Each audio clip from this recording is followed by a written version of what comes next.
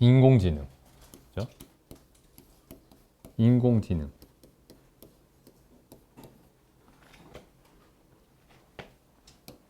근데 이게 뭐 챗GPT, 우리가 뭐 사람들이 흔히 쓰는 이제 많이들 쓰는 챗GPT 뭐 이런 게 이제 AI예요. 근데 보니까 아까 최철 원장님 얘기하시는데 뭐 이게 뭐 수백 개 이미 종류가 있다고. 제가 한번 써본 것만도 한 10개 정도 되는 것 같아요. 뭐 그림 그리는 거, 동영상 만드는 거 뭐 한 10개 정도 되고, 그다음에 그 AI가 진화하면은 AGI라는 게 이제 만들어 이제 AGI라는 게 나온다고 해요. AGI. 이게 Artificial General이에요. 이게 General.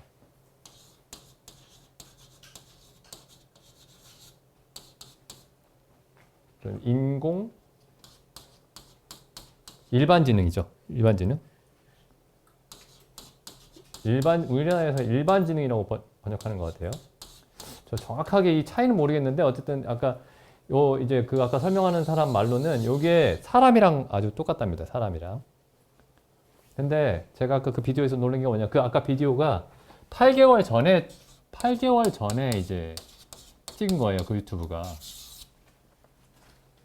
근데 이 사람이 여기서 이제 여기에 이제 그 AI 전문가가 마지막에 나와가지고 이 호스트랑 대화를 하는데 이 AI 전문가가 뭐라고 얘기하냐면은 한 1년 몇 개월 전만 해도 이 AGI는 실현 불가능하지 않을까 이렇게 생각을 했대요. 1년 몇 개월 전만 해도. 근데 지금 요 동영상을 찍을 때 무슨 얘기를 하냐면은 이거 기술 다 있다. 기술이 이미 다 있대요. 기술이 이미 다 있고. 근데 이게 뭐가 없냐? 데이터 센터가 엄청나게 그 넓은 면적의 데이터 센터가 필요하대요. 그 서버 있죠, 서버. 그리고 그걸 돌리는데 전력이 필요한데 그 전력이 데이터 센터 그거 하나 AGI가 돌아가는데 그 전력이 원자력 발전소 하나에서 나오는 전력이 필요하대요. 그럼 이게 돌아간다는 거예요. 그 다음에 이거 이제 사람처럼 되는 거죠, 사람. 근데 아주 쉴 새 없이 일하는 사람. 1초도 안 쉬고 계속 일하는 사람. 그러니까 우리가 이제 그러니까 제가 이제 저처럼 이렇게 생각하려면 이제 제 나이만큼 한 50년 돼야 되는 거란 말이에요. 근데 얘는 이제 50년이 아니고 금방 되겠죠. 금방 쉬지 않고 일하니까. 우린 잠도 자고 밥도 먹고 그러는데 얘는 잠도 안 자고 밥도 안 먹고 쉬지도 않고 놀지도 않고 계속 공부하는 거 아니에요. 학습만. 예? 금방 따라잡는 거예요, 사람을. 근데 요게 이제 시간이 지나면은 ASI가 된대요. 이 S는 뭐냐면은 슈퍼. 그러니까 초인공지능.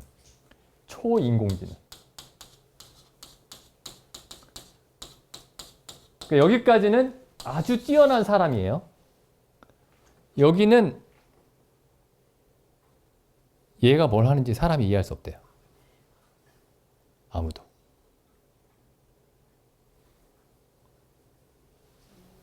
근데 예상을 언제를 하고 있냐면 이거 AGI 나오는 때를 지금 몇 년이죠? 2025년이죠. 2026년으로 잡고 있더라고요. 2026년에서 2028년. 여기는 2030년으로 잡고 있어요. 2030년. 근데 제가 지난번에 그 소피아라는 로봇 보여드린 적 있죠? 몇 번. 제가 다시 한번 보여드릴게요. 제가 궁금한 거 있으면 요새도 계속 물어봐요. 이 AI한테. 궁금한 거 다 물어봐요. 물론 만족스럽지 않은 답변을 할 때도 덜어 있지만은 대부분이 야 정말 놀랍다. 예를 들어 제가 막 한 달 정도 열심히 공부해서 이렇게 찾아내야 되는 답을 딱 한 3분? 1분 만에 다 찾아내요. 얘만 해도. 제가 소피아 한번 보여드릴게요. 소피아. 제가 이거 왜 갑자기 왜 IT IT 강의라고 앉았냐? IT 강의가 아니고 성경 얘기예요, 성경. 요새 소피아는 잘 있나 모르겠네. 요새 소피아 뭐하고 있나 모르겠네. So I need to express emotions to understand humans and build trust. 이게 8년 전이에요. 그러니까 지금 보면 이거 완전 장난감이죠. 근데 이게 지금 자기가 생각해서 말하는 거거든요. 자기가 생각해서 말하는 거예요. 근데 지금 얘보다 지금 AI는 상상을 초월할 정도, 그러니까 얘가 이제 한 유치원생 정도 되면은 지금은 한 뭐 박사 정도 되는 거죠.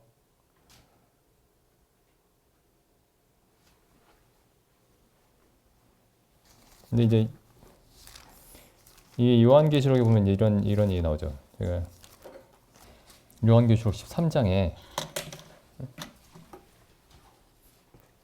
내가 보니 바다에서 한 짐승이 나오는데 뿔이 10이요 머리가 7이라. 전부 다 이게 상징적인 언어죠. 상징적인. 내가 보니 바다에서 한 짐승이 나오는데 뿔이 10이요 머리가 7이라. 그 뿔에는 10 면류관이 있고 그 머리들에는 참람된 이름들이 있더라. 내가 본 짐승은 표범과 비슷하고 그 발은 곰의 발 같고 표범과 비슷하고 그 발은 곰의 발 같고 그 입은 사자의 입 같은데 용이 자기의 능력과 보좌와 큰 권세를 그에게 주었더라. 이 용이 사단이죠. 사단이죠. 사단이라고 어디 돼 있나요? 12장 9절에 큰 용이 내어 쫓기니 곧 옛 뱀, 곧 마귀라고도 하고 사단이라고도 하는 온 천하를 꿰는 자라. 속인다죠. 온 천하를 속이는 자라. 온 천하니까 모든 세상이죠. 온 세상을 속인다. 어설프게 속이진 않겠죠. 옛 뱀은 뭐죠? 옛 뱀은 어디에 나오는 옛날의 뱀, 옛날의 그 뱀 누구죠? 창세기 3장에 나오는 뱀이죠. 그러니까 이 용이 그 뱀이에요. 창세기 3장에 아담과 하와에게 선악과를 먹으라고 했던 그 뱀. 큰 용이 내어 쫓기니 옛 뱀, 곧 마귀라고도 하고 사단이라고도 하는 온 천하를 속이는 자라. 근데 근데 13장에 보면 이제 그러니까 여기서 이제 뱀이 나오고 맨 처음에 12장에서 뱀이 나오고 13장에서는 바다에서 짐승이 나오죠. 바다에서 짐승이 나와요. 바다에서 짐승이 나오고. 근데 여기 보면 이게 뭐라고 되어 있냐면은 머리가 7이고 뿔이 10이다. 돼 있죠. 그다음에 근데 이 용이 그러니까 사단이 이 짐승에게 자기의 권세를 주었다. 12장 2절 내가 본 그 짐승은 표범과 비슷하고 그 발은 곰의 발 같고 그 입은 사자의 입 같은데 용이 자기의 능력과 보좌와 큰 권세를 그에게 주었더라. 사단은 영적인 존재죠. 짐승은 영적인 존재가 아니에요. 네. 근데 이 영적인 존재가 이 짐승에게 초자연적인 능력을 준 거죠. 이 짐승이 뭔가 한번 생각해 보시죠. 짐승이 뭔가? 짐승이 뭐냐? 그리고 3절 그의 머리 하나가 상하여 죽게 된 것 같더니 그러니까 머리가 7인데 그 중에 하나가 상하여서 죽게 된 것 같더니 그 죽게 되었던 상처가 나음에 온 땅이 이상히 여겨 짐승을 따르고 그러니까 이 머리 7 중에 하나가 죽었다가 살아나는 거예요. 죽었다가 살아난 척 연기를 하는 거죠. 그 다음에 4절 용이 짐승에게 권세를 주므로 용에게 경배하며 짐승에게 경배하여 가로되 누가 이 짐승과 같으뇨 누가 능히 이 짐승과 더불어 싸우겠느뇨 하더라. 또 짐승이 큰 말과 참람된 말 그러니까 큰 말이라는 게 뭐 타고 다니는 말이 아니고 아주 큰 내용을 가지고 있는 말이에요. 과장된 말. 우리가 볼 때는 우리는 이게 과장된 거짓이라는 걸 알고 있는데 굉장히 엄청난 얘기를 할 거라는 거죠. 엄청난 세상에 엄청난 약속을 할 거예요. 큰 말과 참남된 말. 참남된 말은 하나님을 비방하는 말이죠. 뭐 하나님이 나쁘다 뭐 이렇게 그렇게 얘기하는 게 아니고 우리가 신의 도움 없이도 하나님이라는 뭐 신적인 존재의 도움 없이도 우리 스스로가 세상을 행복하게 만들 수 있습니다. 인간이 지혜를 모으고 의지를 모은다면 우리가 우리의 인간의 모든 문제를 해결할 수 있습니다. 죽음의 문제부터 포함해가지고 죽음, 전쟁, 가난, 질병 이 모든 문제를 우리가 해결할 수 있습니다. 뭐 이렇게 얘기하는 거예요. 어디서 많이 들어봤죠? 요즘에도 이런 비슷한 얘기 하죠. 정치인들이 비슷한 얘기. 근데 이때는 아주 확신을 가지고 얘기할 거라는 겁니다. 그 근거가 뭘까요? 과학이겠죠. 과학. 또 42달을 일할 권세를 받으니라. 42달이면 얼마죠? 3년 6개월이죠. 3년 6개월 동안 이 짐승에게 어떤 엄청난 이 세상에 존재했던 어떤 제국하고 비교할 수 없는 엄청난 권력이 부여가 될 거예요. 3년 반 동안. 그 다음에 짐승이 입을 벌려 하나님을 향하여 회방하되 그의 이름과 그의 장막 곧 하늘에 거하는 자들을 회방하더라.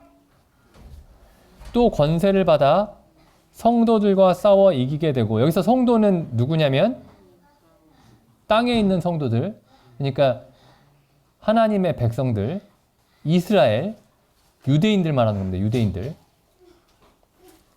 유대인들과 싸워 이기게 되고 각 족속과 백성과 방언과 나라를 다스리는 권세를 받으니 그러니까 이스라엘만 이 앞에 굴복할 뿐만 아니라 그러니까 이스라엘이 몇 년 동안 굴복할까요? 3년 6개월 동안. 3년 6개월 동안 완벽하게 굴복하게 겁니다. 완전히. 이게 요한계시록에만 나온 얘기가 아니에요. 다니엘서에도 나오고 에스겔서에도 자세히 나옵니다. 에스겔서와 다니엘서에 굉장히 자세히 나와요. 이 얘기가. 이스라엘이 이 짐승에게 완벽하게 굴복할 거예요. 근데 이 짐승이 우리가 동물원에서 보는 그런 짐승이 아닙니다. 이 짐승이 제국이에요. 제국. 제가 이따가 찾아드릴게요. 연합제국. 그러니까 아까 얘기했던 이 7머리와 10뿔. 7개의 나라와 10개의 지도자로 이루어져 있는 연합제국입니다. 연합제국. 또 권세를 받아 성도들과 싸워 이기게 되고 각 족속과 백성과 방언과 나라를 다스리는 권세를 받으니 이게 그러니까 이스라엘뿐만 아니라 지상에 존재하는 모든 나라가 굴복할 것이다 라는 거죠. 이게 뭐예요? 쉽게 얘기하면 세계 정부입니다. 세계 정부. 이 땅에 사는 자들은 다 이 연합 제국의 지배 아래 들어갈 것이다. 다 짐승에게 경배하리라. 아, 그러니까 어떤 큰 나라의 어떤 지배를 받게 되는구나. 단순히 그런 얘기가 아닙니다. 이 표현을 보면 뭐라고 되어 있죠? 다 짐승에게 굴복하리라가 아니고 다 짐승에게 경배하리라. 이렇게 되어 있죠? 경배. 그러니까 이제 어떤 국가가 가진 권력이 종교적인 의미까지 갖게 될 거예요. 단순히 세속 권력의 어떤 성격을 갖는 게 아니고 종교적인 색채까지 띠게 될 겁니다. 사람들이 신성시할 거예요. 뭐 좀 이상하죠? 어떻게 어떤 세속 권력이라는 게 그럴 수가 있는가? 근데 옛날에 보면은 얘들이 있었죠? 누가 있었죠? 히틀러. 그리고 또 누가 있죠? 지금도? 김일성, 김정일, 김정은, 스탈린 다 동상 앞에 그리고 마오 다 동상 앞에서 절하고 있죠. 종교적이 되는 거예요. 그 지도자가. 종교적인 추앙을 받는 겁니다. 우리나라는 아직 그렇지 않죠. 우리나라는 국민이 뽑잖아요. 시민이 그 지도자를 뽑잖아요. 근데 어떤 정치적인 지도자가 종교적인 아우라를 갖게 될 거예요. 그 다음 보시죠. 11절. 내가 봄에 또 다른 짐승이 땅에서 올라오니, 하나는 이제 아까는 바다에서 올라왔고, 땅에서 짐승이 올라옵니다. 땅에서 짐승이 올라오는데,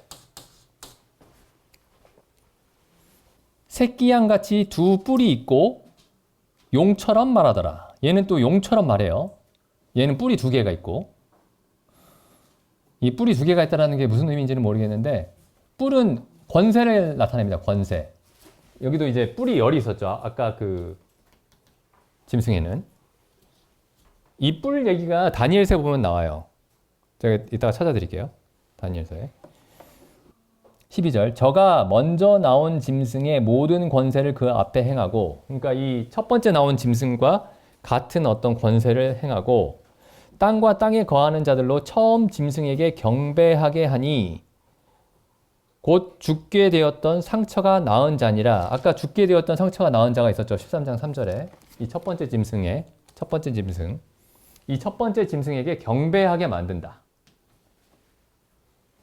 곧 이적을 행하되 심지어 사람들 앞에서 불이 하늘로부터 땅에 내려오게 하고 짐승 앞에서 받은 바 이적을 행함으로 땅에 거하는 자들을 속이며 땅에 거하는 자들에게 이르기를, 보시죠. 칼에 상하였다가 살아난 짐승을 위하여 우상을 만들라. 저가 권세를 받아 그 짐승의 우상에게 생기를 주어 그 짐승의 우상으로 말하게 하고, 이게 뭐예요? 그러니까 뭔가로 만드는 거예요. 이 사람 모양을. 근데 이 모양이 뭐죠? 말을 합니다. 말을. 아까 보셨죠? 소피아 보셨죠?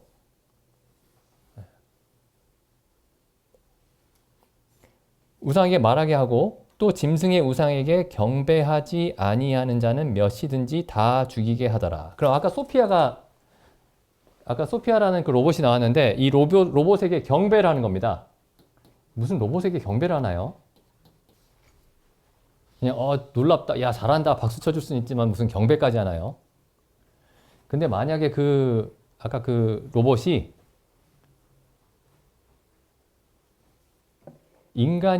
인류가 처한 굉장히 많은 문제를, 그 문제들에 대한 해결책을 제시했는데 그 해결책대로 했더니 많은 문제들이 해결이 된다.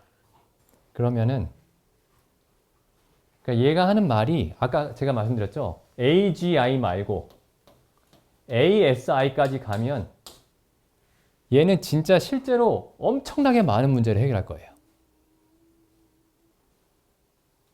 정말 놀라운 얘기들을 할 겁니다. 사람이 상상할 수 없는. 그럼 경배하겠죠. 저도 가끔씩 물어봐요. 오늘 좀 약간 밖에 추울 것 같으면은, 오늘 지금 밖에 나가려고 하는데 옷을 뭐 입으면 좋지? 그럼 얘가 다시 물어봐요. 저한테. 음성으로 대화를 하는데, 지금 밖에 나가서 하실 일이 뭔가요? 이렇게 물어봐요. 잠깐 그냥 밖에 나갔다 올 거야. 그럼 가볍게 무슨 옷을 입으세요? 이렇게 얘기를 해줘요. 저한테. 근데 이런 것도 물어볼 수 있겠죠. 내가 지금 돈이 500만 원이 있는데 5년 동안 이걸 지금 굴려가지고 돈을 얼마를 벌려고 하는데 무슨 일을 하면 좋을까? 그러면 지금 당신이 하실 수 있는 뭐 기술이나 자격증 같은 게 뭐가 있습니까? 물어보겠죠. 그럼 나 뭐 이런 게 있어. 이렇게 투자하시고 이렇게 이런 일을 하시는 게 좋을 것 같습니다. 이런 도구를 사서 이런 일들을 해보세요. 그런 거 답을 해주겠죠. 그럼 좀 더 구체적으로 얘기해줘 하면은, 몇 개월 동안은 이런 준비를 하시고 그 준비가 끝나면은 몇 개월 동안은 이렇게 일을 진행하시고 이런 것들을 다 하나씩 얘기를 해줄 겁니다. 이게 좀 이상하게 들리시나요? 우리가 직접 책 보고 인터넷 뒤져보고 계획하는 것보다 훨씬 훌륭한 답을 제시해 줄 거예요. 그러면 그냥 믿을 겁니다. 지금도 그 정도 할 수 있어요, 사실은. 비슷하게. 근데 이때쯤 되면은 얘가 전 세계의 문제에 대해서 답을 할 겁니다. 제가 갑자기 되게 특이한 얘기를 하는 게 아니고 이렇게 예상하는 사람들이 굉장히 많습니다. 굉장히 많아요. 보시죠. 15절. 저가 권세를 받아 그 짐승의 우상에게 생기를 주어 그 짐승의 우상으로 말하게 하고 또 짐승의 우상에게 경배하지 아니하는 자는 몇이든지 다 죽이게 하더라. 이 짐승의 우상이 제시하는 어떤 정책이 있을 거예요. 어떤 국가를 위해서 제시하는 정책. 근데 그 정책을 따르지 않으면 다 위험 인물로 혹은 위험 단체로 간주해서 제재하게 하겠죠. 제재하게 할 겁니다. 그 다음 보시죠. 16절. 어떻게 제재를 하느냐? 저가 모든 자, 곧 작은 자나 큰 자나 부자나 빈궁한 자나 자유한 자나 종들로 그 오른손에나 이마에 표를 받게 하고 어떤 표를 받게 할 거예요. 그 다음에 17절. 누구든지 이 표를 가진 자 외에는 경제 활동을 할 수 없게 한다. 경제 활동에 대한 제재를 가할 겁니다. 근데 이게 지금 아까 제가 말씀드렸죠. 이 사람들이 예상하기를 AGI는 2026년에서 2028년에 완성이 되고 ASI는 2030년에 완성을 예상을 하고 있다. 근데 이 일은 언제 일어나냐면요. 이거 13장 이 15절에 이 일은 언제 일어나냐면은 13장 14절 짐승을 만드는 이 일은 언제 일어나냐면은 이 성경을 보면은 이 마지막 그 7년이 있고 여기에 이제 천년 왕국이라는 게 있습니다. 천년 왕국. 요한계시록에 나오는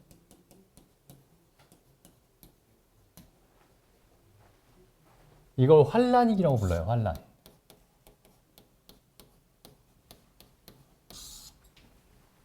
근데 아까 제가 그 짐승이 3년 반 동안 권세를 받을 거라고 했죠. 3년 반이 이 7년의 절반이에요. 이 3년 반 동안.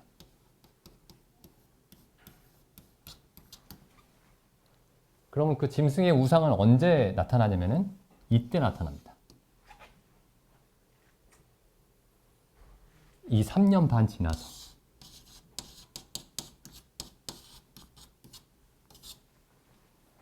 이렇게 천년 왕국이 실제로 문자적으로 저 마지막 때에 일어날 것이다 라고 성경을 해석하는 관점을 전천년설이라고 불러요. 전천년설.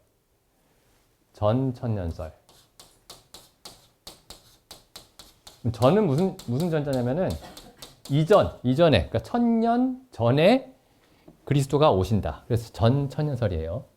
천년 왕국이 시작되기 전에 그리스도께서 재림하신다. 이게 전천년설입니다. 근데 이건 전통적으로 그 초기 교회는 전부 전천년설을 믿었어요. 초기 교회의 그 교부들, 그리스도인들은 전부 다 전천년설을 믿었습니다. 근데 갑자기 전천년설이 언제 인기가 없어졌느냐? 아우구스티누스 때.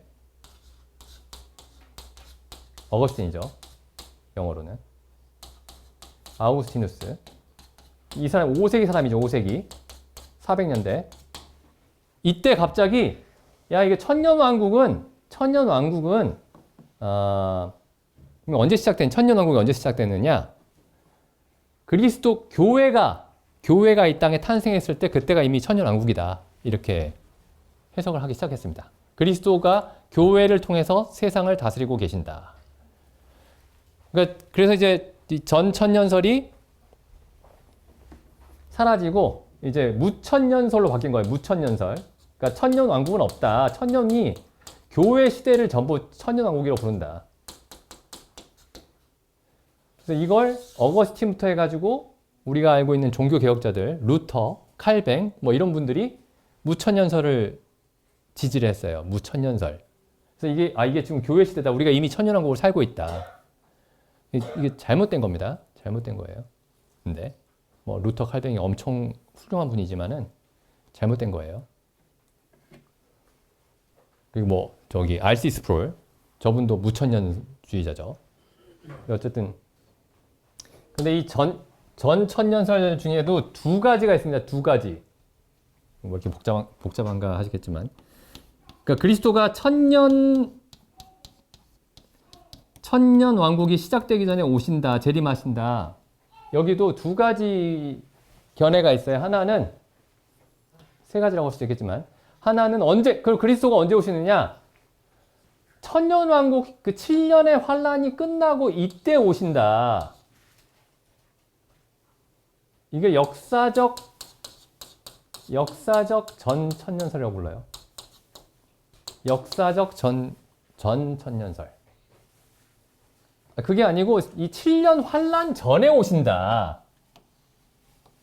이걸 세대주의적 전 천년설이라고 부릅니다. 여기 역사적 전 천년설을 믿는 분들이 누구냐? 엄청 훌륭한 분들이에요. 뭐 스펄전, 찰스 스펄전. 그러니까 성도님들이 익숙한 이름으로만 얘기를 하면 찰스 스펄전, J.C. 라일 이런 분들이 역사적 전 천년설을 믿습니다. 그래서 이때 천년왕국이 시작되기 전에 오신다. 저희 너무 훌륭한 분들이 이렇게 얘기해가지고 저도 여기가 맞을지도 모른다 이렇게 생각을 하고 있는데, 제가 지금까지 성경을 계속 본 바로는 여기가 더 일관성이 있어요. 7년 환란 전에. 나 이건 확실히 틀렸다. 뭐 제가 이렇게 생각하는 건 아닙니다. 그런데 아무리 지금 계속 생각을 해봐도, 성경을 계속 살펴봐도 여기가 더 일관성이 있어요. 모르죠. 우리가 통과할지도 모르는데, 어쨌든 전 천년설에도 두 가지가 있습니다. 여기 세대주의적 전 천년설과 역사적 전 천년설. 근데 또 어떤 사람들은 또 여기에서 그리스도께서 오신다고 얘기를 해요. 요 중간에 3년 반 딱 중간에. 그러니까 다 근거가 있습니다. 어떤 근거들을 대고 있어요. 근데 그 근거들 중에 제가 생각할 때 제일 일관성이 있는 근거가 이쪽이에요. 요걸 얘기하시는 분 중에 이제 존 맥아더,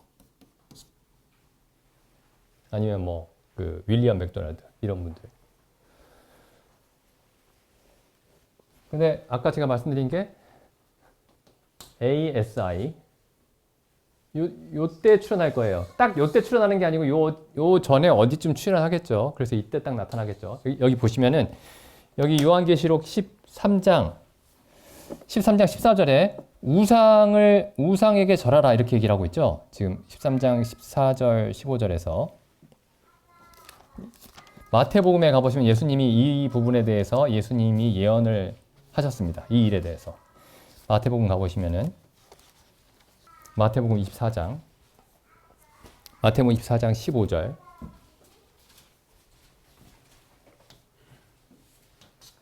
이 24장 13절부터 보시면 예수께서 감람산 위에 앉으셨을 때 제자들이 조용히 와서 가로되 우리에게 이르소서 어느 때에 이런 일이 있겠사오며 또 주의 임하심과 세상 끝에는 무슨 징조가 있겠습니까? 세상 끝에는 무슨 징조가 있겠습니까? 예수께서 대답하여 가라사대 너희가 사람의 속임수에 주의하라. 많은 사람이 내 이름으로 와서 이르되 나는 그리스도라 하여 많은 사람을 미혹해 하리라. 난리와 난리 소문을 듣겠으나, 그러니까 이게 지금 그 예수님이 가까이 오셨을 때에 일어날 일들이죠. 그리스도의 재림이 가까웠을 때. 내가 그리스도다, 내가 그리스도다 이렇게 하는 사람들이 많이 나타날 것이고, 그 다음에 6절에 난리와 난리의 소문을 듣겠으나, 난리는 여러 가지가 있겠죠. 자연적인 자연재해도 있을 것이고, 한번 요즘 듣는 뉴스들을 한번 생각해 보십시오. 지진, 기근, 아니면 폭풍우. 난리와 난리 소문을 듣겠으나 전쟁도 있을 거고요. 너희는 삼가 두려워 말라. 이런 일이 있어야 하되 아직 끝은 아니니라. 7절 민족이 민족을 나라가 나라를 대적하여 일어나겠고, 그러니까 전쟁이 곳곳에서 일어날 것이다. 최근에 전쟁 소식 처음 들으신 게 언제죠? 최근에 막 전쟁 얘기가 여기저기 나온 맨 처음에 제 기억에, 물론 어디든지 전쟁은 항상 있었지만 지구상 어디선가는 세상을 떠들썩하게 만든 전쟁은 우크라이나 러시아 전쟁이에요. 그죠? 그다음부터 계속 전쟁 얘기가 계속 돌고 있습니다, 지금. 그 다음에 어디 전쟁이 일어났죠? 이스라엘과 팔레스타인 전쟁. 그 다음에 또 어디 있죠? 중국이랑 대만. 전쟁 얘기 지금 계속 나오고 있죠. 중국에서 2027년까지 대만을 정복하겠다라고 그렇게 발표를 하고 있죠. 2027년까지.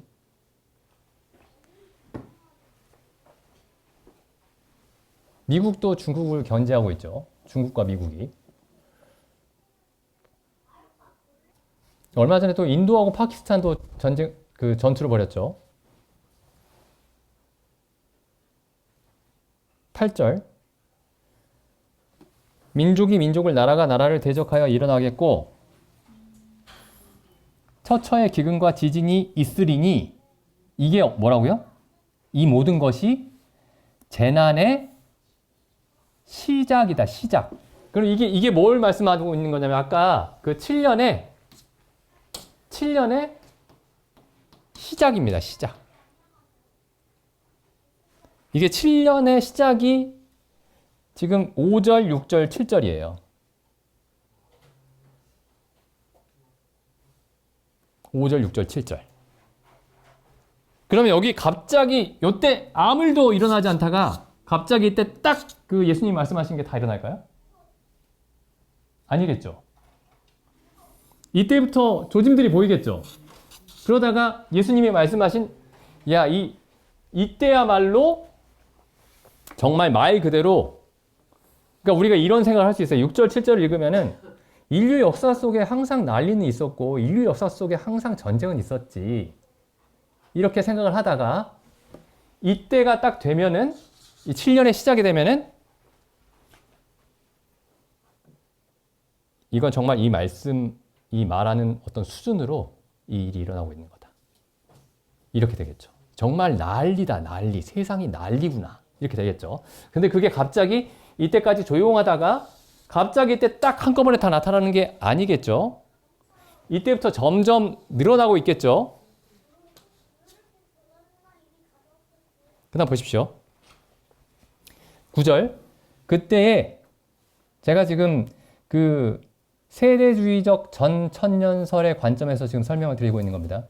여기 보면은 그때에 사람들이 너희를 환난에 넘겨주겠으며 너희를 죽이리니 너희가 내 이름을 위하여 모든 민족에게 미움을 받으리라. 그러니까 이게 세대주의적 전천년설에서는 이때 휴거가 일어나요.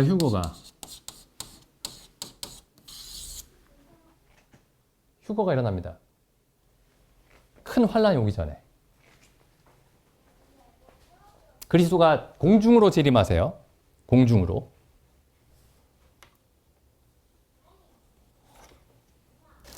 데살로니가전서 말씀 한번 가보겠습니다. 여기 손을 놓고. 1장 9절. 데살로니가전서 1장 9절. 저희가 우리에 대하여 스스로 고하기를 우리가 어떻게 너희 가운데 들어간 것과 너희가 어떻게 우상을 버리고 하나님께로 돌아와서 사시고 살아계시고 참되신 하나님을 섬기며 또 죽은 자들 가운데서 다시 살리신 그의 아들이 하늘로부터 강림하심을 기다린다고 말하니 이는 장래 진노하심에서 우리를 건지시는 예수시니라. 이게 이 7년이 하나님이 진노하시는 때입니다.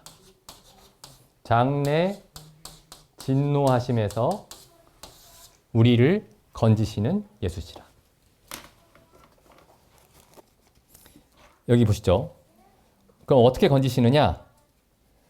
데살로니가전서 5장, 4장, 16절 주께서 호령과 천사장의 소리와 하나님의 나팔로 친히 하늘로 쫓아 강림하시리니 그리스도 안에서 죽은 자들이 먼저 일어나고 그 후에 우리 살아남은 자도 저희와 함께 구름 속으로 끌어올려 공중에서, 그러니까 이 땅에서 영접하는 게 아니에요. 이 땅에 우리가 있는데 그리스도께서 땅으로 내려오셔서 우리가 영접하게 되어 있는 게 아닙니다. 구름 속으로 끌어올려 공중에서 주를 영접하게 하시리니. 우리를 건지시는 거예요. 진노에서.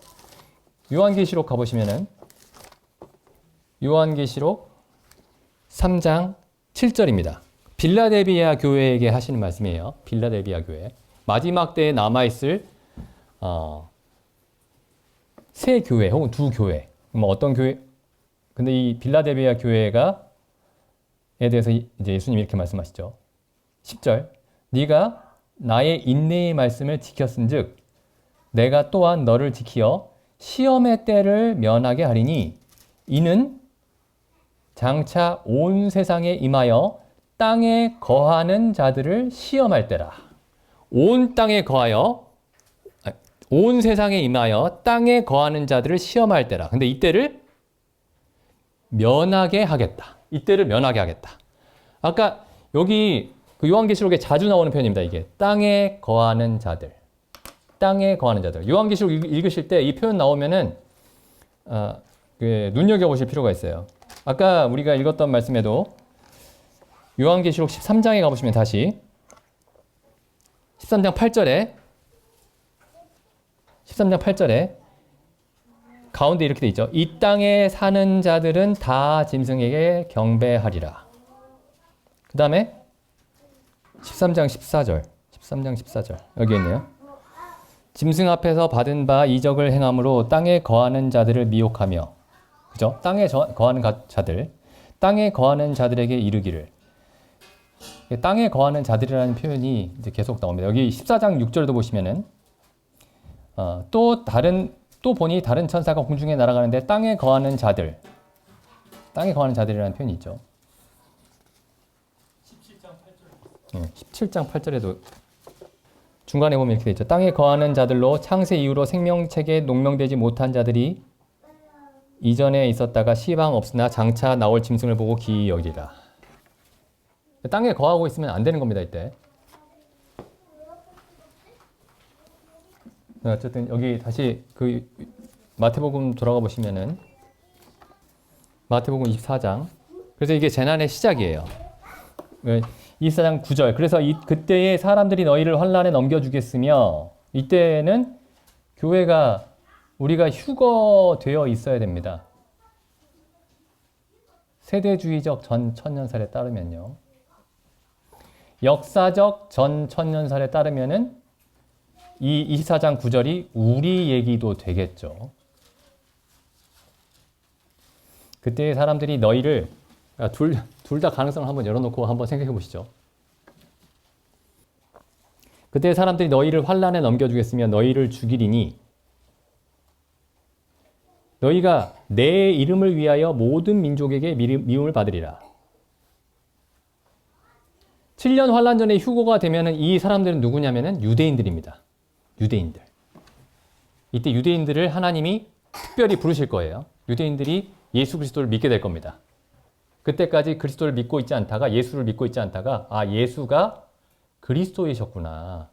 그 2000년 전에 그 예수가 우리가 이단이라고 얘기했던 우리 조상들이 그가 구약 성경이 계속 예언하던 메시아였구나 라고 받아들일 거예요. 그래서 이 사람들이 예수의 이름을 위해서 모든 민족에게 미움을 받을 겁니다.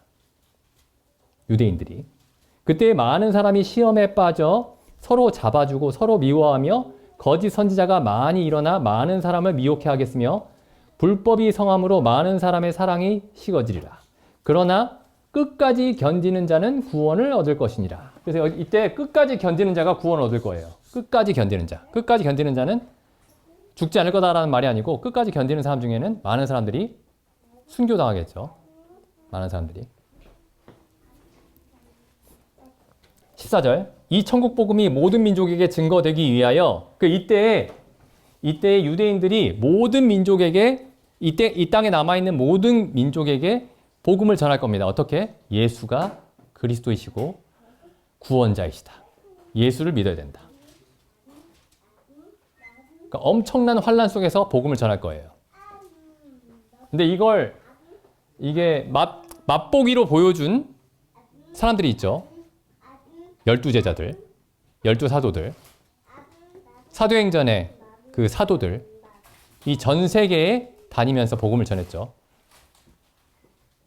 마지막 때에 14만 4천 명의 유대인들이 14만 4천 명의 이스라엘 사람들이 전 세계에 다니면서 예수 그리스도를 증거하다가 죽임을 당하고 그렇게 할 겁니다. 그 다음 보시죠. 15절. 그러므로 너희가 선지자 다니엘의 말한 바 다니엘서를 예수님이 인용하고 계세요. 멸망에 가증한 것이 그게 뭐죠? 우상입니다. 우상. 성경에서 멸망에 가증한 것 얘기할 때는 우상이에요. 우상이 거룩한 곳에 선 것을 보거든. 거룩한 곳은 성경에서 항상 예루살렘 성전입니다. 그러니까 우상이 예루살렘 성전에 선 것을 보거든. 이 우상이 뭐예요? 아까 말하는 짐승의 우상이죠. 읽는 자는 깨달을진저. 그때의 유대에 있는 자들은 산으로 도망할지어다. 자, 이게 어떻게 되냐면 아까 그 유대인들이 이스라엘이 이때 전 세계에 복음을 전하다가 이때 이제 우상이 성전에 설 때 이 우상일 수도 있고 적그리스도일 수도 있습니다. 이 우상이 적그리스도의 우상이에요, 결국에. 적그리스도, 그러니까 어떤 지도자죠. 내가 하나님이다 이렇게 설 거예요. 이때. 그럼 무슨 일이 벌어져야 되죠? 성전에 우상이 서려면 먼저 성전이 지어져야 되죠. 지금 예루살렘의 성전이 없죠, 아직. 없습니다. 지금 예루살렘에 회교 사원이 있죠, 이슬람교 사원. 근데 지금 유대인들이 계속해서 거기에다가 성전을 지으려고 애를 쓰고 있어요. 근데 트럼프 행정부 트럼프 일기 때, 이번에 지금 2기죠. 일기 때 이스라엘 수도를 공식적으로 예루살렘으로 인정하겠다라고 얘기를 했어요. 미국 트럼프가 처음으로. 그래서 거기다가 미 대사관을 옮겼죠. 예루살렘에다가. 텔아비브에 있던 걸. 지금 어떻게 돼가나 한번 보십시오. 이게. 1948년까지는 나라 자체가 없었어요. 이스라엘 나라 자체가. 지금은 뭐가 없냐? 예루살렘에 성전이 없습니다. 그러면은 이때 이전에 성전이 지어지겠죠. 가끔씩 중동 뉴스 나오면은 이런 비슷한 내용이 있는지 한번 보십시오. 성전이 지어질 겁니다.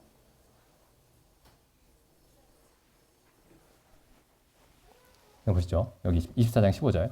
그러므로 너희가 선지자 다니엘의 말한 바 멸망에 가증한 것이 거룩한 곳에 선 것을 보거든 그때에 유대에 있는 자들은 산으로 도망하지어다. 자, 이때부터는 뭐예요? 이 3년 반 동안은 땅 끝까지 복음을 전하다가 모든 민족에게 복음을 전하다가 이 3년 반이 되잖아요. 이때.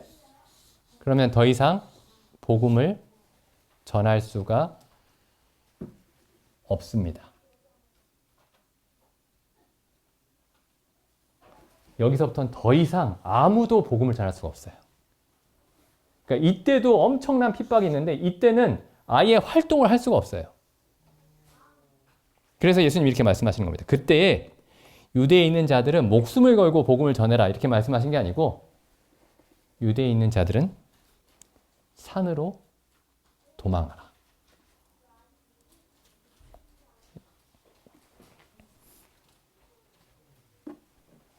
이상하죠? 보통 죽기까지 복종하라. 요한계시록에 그런 말씀도 나오죠. 죽기까지 복종하라. 근데 여기는 아닙니다. 여긴 정말 전무후무한 엄청난 일이 있을 거예요. 이때부터는.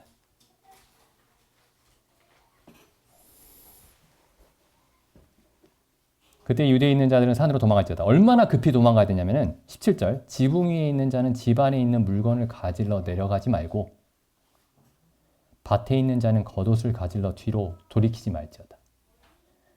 그날에 아이 벤 자들과 젖 먹이는 자들에게 화가 있으리로다. 21절 이는 그때에 큰 환란이 있음이로다. 여기는 재난의 시작이고요. 여기 7년 전에는 8절에 재난의 시작이라. 21절은 큰 환란, 이게 대환란이죠. 이는 그때에 큰 환란이 있겠습니다. 창세로부터 지금까지 이런 환란이 없었고 후에도 없으리라.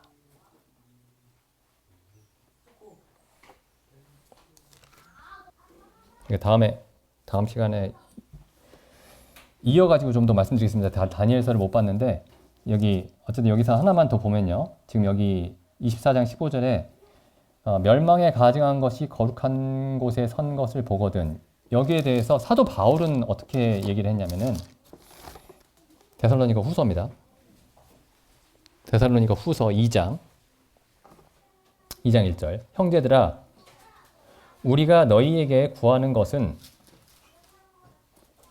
우리 주 예수 그리스도의 강림하심과 우리가 그 앞에 모임에 관하여 이 휴거죠. 2장 1절이 우리 주 예수 그리스도의 강림하심과 우리가 그 앞에 모임에 관하여 혹 영으로나 혹 말로나 혹 우리에게서 받았다 하는 편지로나 주의 날이 이르렀다고 동심하거나 그러니까 마음이 막 흔들리거나 요동치거나 두려워하거나 하지 아니할 그것이라. 전에도 말씀드렸죠. 여기 주의 날은 그리스도의 날과 다릅니다. 이게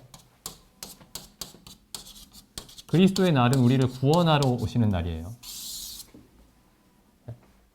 7년 환란 전에 7년 전에 공중으로 재림하실 때고 이 주의 날은 7년 환란 자체를 말하는 거예요. 주의 날은 구약에 보면은 여호와의 날이라고 번역이 됐습니다. 여호와의 날. 잠깐만 여기 고린도전서 1장에 가보시면은 1장 8절에 보시면 이런 말씀이 있죠. 주께서 너희를 우리 주 예수 그리스도의 날에 책망할 것이 없는 자로 끝까지 견고케 하시리라. 자, 그리스도의 날에 우리 주 예수 그리스도의 날에 그리스도인들은 어떤 판결을 받죠? 책망할 것이 없다. 이렇게 판결을 받죠. 책망할 것이 없다. 그렇죠? 그러니까 그리스도인들에게 그리스도의 날은 기다리는 날이에요. 기다림이 되는 날일까요? 아니면 두려워하는 날일까요? 두려움의 날일까요? 기다리는 날이죠. 모든 그리스도인들이 기다리죠. 그리스도의 날은 기다리는 겁니다. 근데 여기 아까 데살로니가 후서 2장 2절에 보면은 주의 날이 이르렀다고 두려워하고 있죠. 그러니까 이 주의 날은 그리스도의 날이 아닙니다. 심판의 날이에요. 구약에 굉장히 자주 나오는 표현입니다. 여호와의 날이 이르렀다. 그게 전부 다 심판의 날이에요. 진노와 심판의 날입니다. 여기 그리스도의 날은 여기에도 나와 있어요. 데살로니가전서 1장 10절. 아까 읽었는데 1장 10절. 또 죽은 자들 가운데서 다시 살리신 그의 아들이 하늘로부터 강림하심을 기다린다.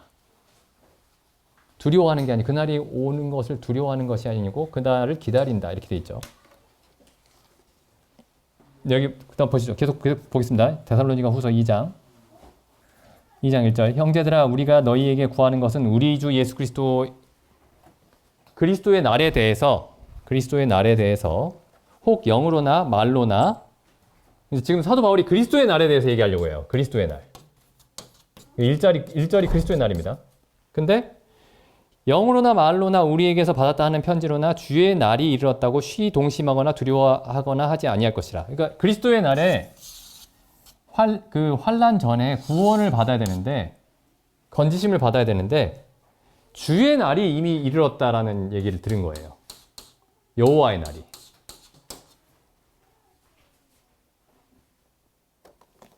여호와의 날이 이르렀다고 하니까 이제 그런 얘기들이 막 들린 겁니다. 소문이. 그래서 사도 바울이 이렇게 얘기합니다. 3절.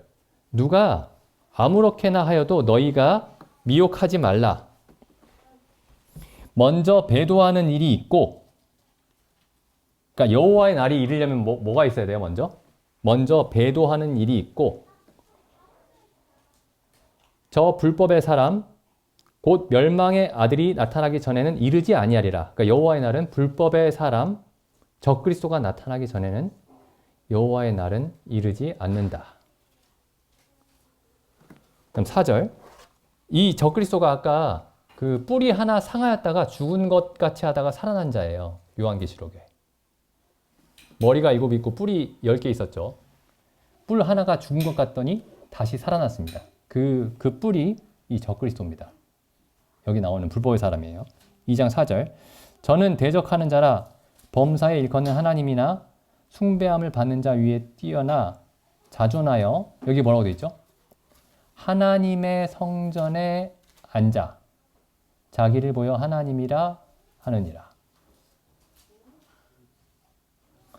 멸망에 가증한 것이 거룩한 곳에 선 것을 보거든. 예수님이 그렇게 경고하시죠. 5절. 내가 너희와 함께 있을 때에 이 일을 너희에게 말한 것을 기억하지 못하느냐. 저로 하여금 저의 때에 나타나게 하려 하여 막는 것을 지금도 너희가 안 하니. 적그리스도가 계속 언제든지 나오려고 하는데, 출현하려고 하는데 하나님이 막고 계십니다. 그 때가 이를 때까지 막고 계세요. 저로 하여금 저의 때에 나타나게 하려 하여 막는 것을 지금도 너희가 안 하니. 불법의 비밀은 이미 시작이 되었지만은, 불법의 비밀은 이미 활동하고 있지만 지금 막는 자가 있어 그 중에서 옮길 때까지 하리라. 자, 여기 이 말을 잘 보시면은, 그러니까 7년 환란 기간 동안에 이 3년 반째 중간에 이때 불법의 비밀이 나타날 겁니다. 적그리스도예요, 그러니까. 근데 이때 갑자기 딱 나타나는 게 아니고 뭐라고요? 7절에 불법의 비밀이 이미 활동하고 있다. 언제부터? 이미 지금 사도 바울이 이 서신을 쓰고 있을 때부터예요. 근데 지금 거의 지금 점점점 모습을 드러내고 있죠. 구체적으로. 아까 제가 보여드린 그 비디오가 그래서 보여드린 겁니다. 7절. 불법의 비밀이 이미 활동하였으나 지금 막는 자가 있어 그 중에서 옮길 때까지 하리라. 그때 불법한 자가 나타나리니 주 예수께서 그 입의 기운으로 저를 죽이시고 강림하여 나타나심으로 패하리라. 그럼 이때 3년 반 동안 권세를 가지고 일하다가 이때 그리스도가 오셔서 강림하심으로 그를 죽이시고 그의 권세를 패하실 것이다. 그래서 아까 그 사람이 말하는 바로는 뭐 2026년, 2028년에 AGI가 나타나고 그 다음에 2030년에 ASI가 나타난다. 뭐 이렇게 얘기를 하는데 정확한 예측은 아닐 수도 있겠죠. 근데 이건 굉장히 빨리 나타날 것 같습니다. 이게 거의 시간이 맞을 것 같아요. 이건. 그리고 여기서 이제 초인공지능이 나타나는 거는 시간 문제겠죠. 한번 생각을 해보시죠. 이게 또 2000년 역사 동안에, 기독교 역사 동안에, 야, 이게 지금이 마지막이다. 지금이 마지막이다. 이런 얘기들은 항상 있었습니다. 항상. 제가 지금, 우리가 또, 이것도 또 똑같이 그렇게 얘기하는 것일 수도 있죠. 근데 지금은 상황이 굉장히 다릅니다. 2000년 역사 동안에 사람들이 얘기했던 건 뭐냐면요. 그때는 뭐가 없었냐면은 2000년 기독교 역사 동안에 마지막 그리스도가 오신다라고 얘기했던 것은 뭐가 없었냐면은 이스라엘이 없었어요. 이스라엘이 없었습니다. AD 70년에 이스라엘이 없어졌어요. 그리고 1948년에 이스라엘이 생겨났습니다. 기적적으로. 그러니까 이때도 그리스도가 오신다 계속 얘기하고 있었는데 우리가 이 성경의 예언을 잘 보면은 적그리스도가 먼저 와야 그리스도가 오죠. 근데 적그리스도가 오려면 뭐가 있어야 돼요? 예루살렘 성전이 있어야 됩니다. 이때 1948년 이스라엘이 생겼어요. 아직 성전이 없습니다. 근데 성전 만든다 계속 그러고 있어요. 지금 사람들이. 지금 성전 연구소도 있고요. 이스라엘에. 그래서 지금 이때 그리스도가 오신다 얘기했던 거는 뭔가 이 성경에 맞지 않는 게 굉장히 예언과 맞지 않는 부분이 굉장히 많았습니다. 그런데 이때부터 그리스도가 오신다 이렇게 얘기하잖아요. 이때부터는 아주 다른 거예요. 지금 1948년 이후로는. 지금 세계 체제도 세계 정부, 세계 체제가 지금 이루어지고 있죠. 거의. 전염병에 대응하기 위해서나 뭐 코로나나 아니면은 기후 문제, 그리고 세계적인 전쟁들, 그리고 금융, 이번에 무슨 스테이블 코인 뭐 이런 얘기하고 뭐 CBDC 뭐 이런 얘기하죠. 세계를 하나로 묶는 체제가 거의 완성이 됐습니다, 지금. 그럼 이때 이제 맨 마지막에 여기에 지도자만 나타나면 되는 거예요.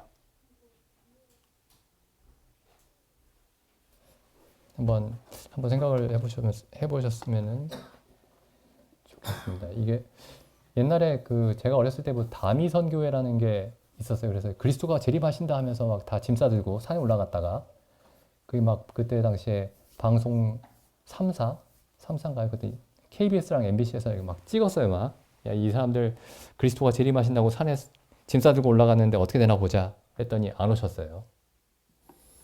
예수님이. 근데 지금은 어떤가 한번 생각을 해보시죠. 성경에 대해서 뭐 다른 얘기를 하면은 사람들이 이게 하나님 말씀이구나 이렇게 생각을 하는데 어떤 사람들은 이런 막 종말 얘기를 하잖아요. 그러면 야 갑자기 성경 얘기를 하다가 공상과학의 세계로 들어가는구나 이렇게 생각하는 사람도 있습니다. 예수님이 직접 말씀하신 부분이죠. 마지막 때에 이런 일이 일어날 것이다. 그리고 사도 요한을 통해서 마지막 때에서 말씀하셨고 그 이전에 구약시대의 다니엘과 에스겔을 통해서 뭐 이사야도 마지막 때에 대해서 많은 말씀을 했지만은 마지막 때에 대해서 말씀을 하셨습니다. 마지막 때에 대해서 말씀을 계속 하셨습니다. 한 말씀만 더 읽어보고 마치겠습니다. 마태복음 16장 1절입니다. 바리새인과 사두개인들이 와서 예수를 시험하여 하늘로부터 오는 사인을 보이기를 청하니 예수께서 대답하여 가라사대 너희가 저녁에 하늘이 붉으면 날이 좋겠다 하고 아침에 하늘이 붉고 흐리면 오늘은 날이 굳겠다 하나니 너희가 하늘의 모습은 분별할 줄 알면서 시대의 사인은, 시대의 표적은 분별할 수 없느냐. 우리가 살고 있는 시대가 어떤 사인들을 계속 보내고 있습니다. 예수님이 뭐라고 말씀하시냐면 시대의 표적을 분별하라. 이렇게 말씀하시죠. 시대의 표적을 분별하라. 그리고 분별할 수 있는 기준을 성경에 자세히 기록해 놓으셨습니다. 그리스도가 오심에 대해서, 그리스도가 오실 때 즈음에 일어날 일들에 대해서. 그래서 지금 우리 눈에 보고 있는 일들이 그런 일들인가 한번 주의할 필요가 있습니다. 예, 기도드리고 마치겠습니다.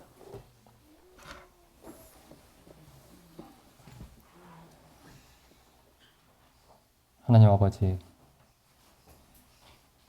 참 데살로니가 교회를 향해서 사도 바울이 데살로니가 교회가 하나님의 아들의 다시 오심을 기다리고 있다고 말씀하셨사온데, 참 저희가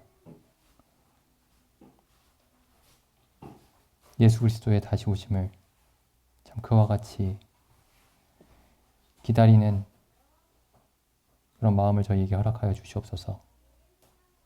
참 복음으로 말미암아 저희가 지금 누리고 있는 마음의 평안에 감사하는 데서 그치지 아니하고, 참 그리스도께서 다시 오셔서